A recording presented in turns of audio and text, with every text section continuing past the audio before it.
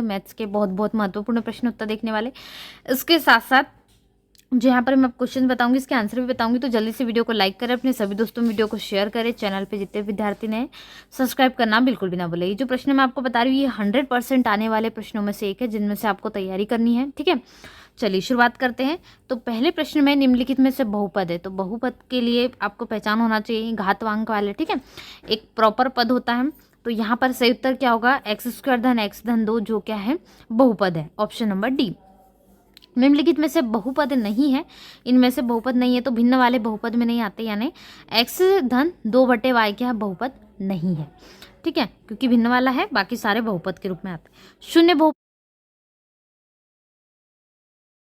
का मतलब शून्य, उसकी घात कितनी भी हो सकती है, तो ये क्या होगा, परिभाषित नहीं होगा। ठीक है, तो ऑप्शन नंबर सी जो है वो करेक्ट उत्तर है। उसके बाद एक परी में यहाँ पर आपको एक क्या दिया है, एक बहुपद दिया है, इसमें आपको घातांक बताना है, घात बताना है। तो किसी भी बहुपद की घात क्या होती है, जो सर्वाधिक होती है, सबसे बड़ी घात, वही बहुपद की घात होती है।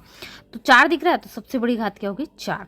शून्यक बोला है x² ऋण x ऋण 6 की शून्यक, तो गुणनखंड निकाल लीजिएगा पहले। अब यहाँ पर 6 एकम 6 है तो 6, तो कोई एक ऐसी संख्या जिसके जोड़ने घटाने पर एक, गुणा करने पर कितना है 6, तो 3 और में 2 का गुणा करोगे 6, 3 में से 2 जाएगा 1, मतलब यहाँ पर 3 और 2 क्या है, इसके शून्यक है।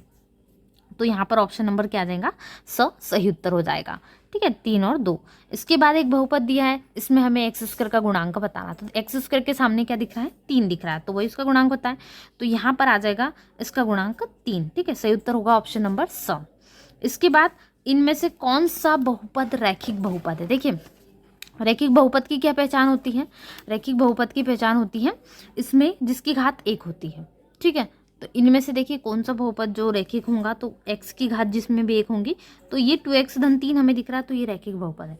रैखिक बहुपद एक अंक के लिए गारंटी क्वेश्चन है, आएगा ही आएगा। ठीक है, तो ये करना है आपको। उसके बाद में अगला क्वेश्चन हम देखते हैं।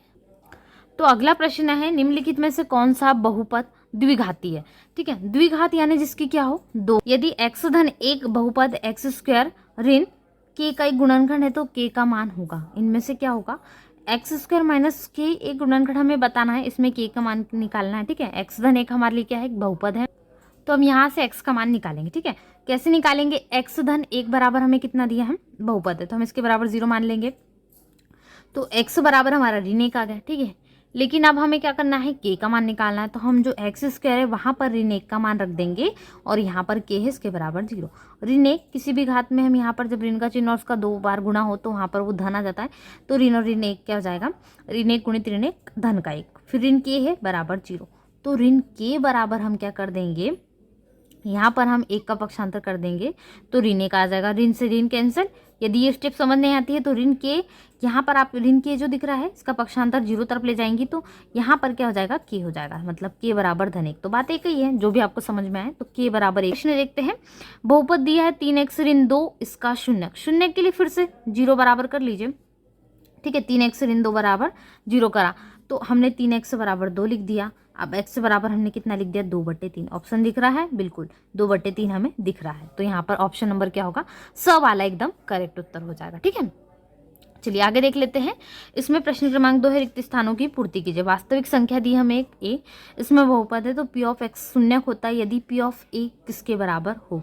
ठीक है, तो p ऑफ a किसके बराबर होगा, p ऑफ a जो होगा वो 0 के बराबर होगा, हम शून्यक लेते तब।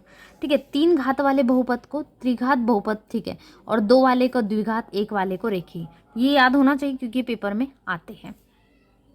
और आया देखिए 2 घात वाले, 2 पदों वाले बहुपद को क्या कहा जाता है, तो द्विपद कहते हैं। ठीक है, और घात वाला है तो हम कहते हैं द्विघात। ठीक है, इसके बाद है बहुपद में चर की घात सदैव क्या होती है, हमें पूछा गया। ठीक है, तो यहाँ पर क्या होती है, जो चर है उसकी घात हमें पूछी गई। ठीक है, तो चर की घात हमेशा क्या होगी, एक पूर्ण संख्या के रूप में होगी। ठीक है, तो उत्तर होगा पूर्ण संख्या। इसके बाद भाज्य बराबर भाजक गुणित भागफल धन क्या होगा, उत्तर हमारा शेषफल आ जाएगा। ठीक है, इसके बाद में यहाँ पर आपको एक शब्द एक वाक्य वाले क्वेश्चन आते हैं। इसके बाद में सत्यासत्य भी जो आपके लिए इंपॉर्टेंट हो सकते हैं, जैसे यहाँ पर 3 घात वाले बहुपद को हम क्या कहते हैं, त्रिघाती बहुपद कहते हैं। तो आप इनको भी याद कर सकते हो। जैसे दो घात वाले बहुपद को रैखिक बहुपद कहते हैं क्या? नहीं। तो रैखिक बहुपद किसे कहते हैं? एक घात वाले को। ठीक है, ऐसे क्वेश्चन बनते हैं तो याद होना चाहिए। अब एक शब्द एक वाक्य में उत्तर है।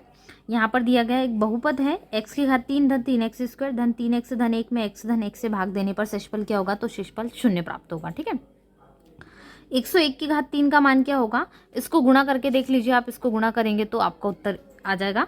आप इसको पहले गुणा करिए। ठीक है, 3 बार है तो इसको बहुत आप दूसरे मेथड से भी कर सकते हो। इसमें 2 मेथड अप्लाई होती है। लगा दिए। अब देखना यह है कि मैं अगला है किसी, ये इंपॉर्टेंट है, इसको टिक कीजिए। किसी बहुपद में अशून्य अचर पद की घात हमेशा क्या होती है? 0 होती है। ठीक है, इसके बाद इसके प्रश्न उत्तर है, गुणनखंड वाले प्रश्न है इसमें, और भी बहुत सारे बहुपद वाले हैं। तो बहुपद में से एक क्वेश्चन कन्फर्म है। ठीक है, इसमें जो मैं यहाँ पर आपको क्वेश्चन बता रही हूँ वो क्वेश्चन आएगा आपको, तो ये क्वेश्चन कर लीजिएगा। 3 जो दिख रहा है आपको, क्वेश्चन नंबर 9 हो गया, ये आपको देख लेना है। ठीक है, अब क्वेश्चन नंबर 10 भी है, भाग देने पर शेषफल ज्ञात कीजिए वाला क्वेश्चन, तो ये भी आप कर सकते हो। इन्हीं में से क्वेश्चंस आपको पूछे जाएंगे, तो ये क्वेश्चंस आपको प्रिपरेशन करना है। आप चैप्टर नंबर 3 से बहुत सारे ऑब्जेक्टिव क्वेश्चन भी बन जाएंगे। भुज और कोटि के बहुत सारे क्वेश्चन बन रहे हैं, तो वो देखते हैं। मूल बिंदु के निर्देशांक क्या होते हैं? 0 0 होते हैं। ठीक है, मूल बिंदु जो होते हैं इसके निर्देशांक, जहाँ एक्स भी 0 वाई भी 0। उसके बाद एक क्वेश्चन है, बिंदु ऋण 2 और ऋण 3 किस चतुर्थांश में स्थित होगा? तो ये होगा कौन से? तृतीय चतुर्थांश में, थर्ड कोऑर्डिनेट में। अगला प्रश्न क्या है हमारा? अगला क्वेश्चन है हमारा, अगले क्वेश्चन में हमें पूछा गया निम्नलिखित में से कौन सा बिंदु एक्स अक्ष पर स्थित होगा? तो 5 और 0 दोनों पॉजिटिव है, तो एक्स अक्ष पे।